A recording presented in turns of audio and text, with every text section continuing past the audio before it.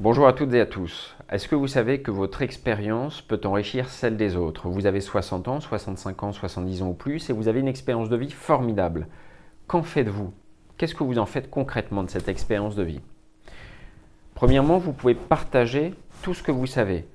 Vous avez travaillé 20 ans, 30 ans, 40 ans dans une activité. Qui de mieux qu'un ancien chef d'entreprise pour comprendre l'entrepreneuriat? Qui de mieux qu'une ancienne chef pour transmettre son savoir-faire? Qui de mieux qu'un prof de dessin pour transmettre ce qu'elle sait? Eh bien, c'est vous. Vous et vous. Vous avez des connaissances et vous pouvez en être fier. Même vos proches, j'en suis sûr, ne connaissent pas tout de votre vie et pourtant vous admirent sans vous le dire, sans vous l'exprimer.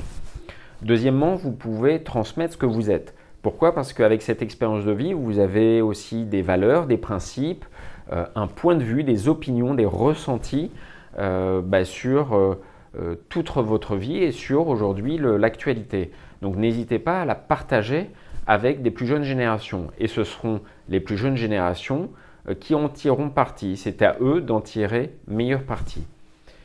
Alors ensuite, c'est aussi donner du sens à votre vie passée aujourd'hui. Pourquoi? Parce que tout le monde est à la recherche du sens aujourd'hui, à 20 ans, à 40 ans, à 60 ans, de sa voix, de sa spiritualité même.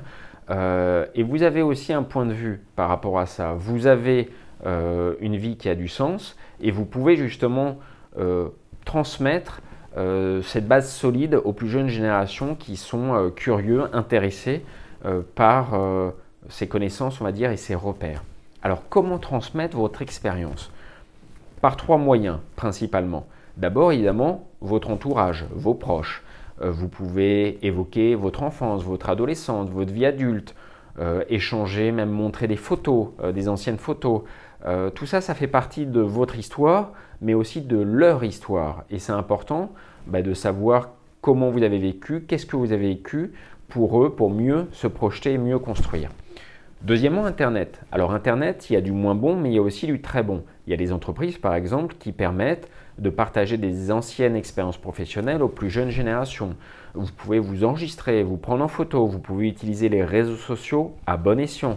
Vous pouvez aussi faire partie de podcasts, réaliser des podcasts. J'en réalise, moi, de nombreux podcasts, le podcast Bien vivre et bien vieillir, qui témoignent non seulement de point de vue de professionnels, mais aussi de personnes plus âgées, pour transmettre justement des connaissances, des émotions, des ressentis.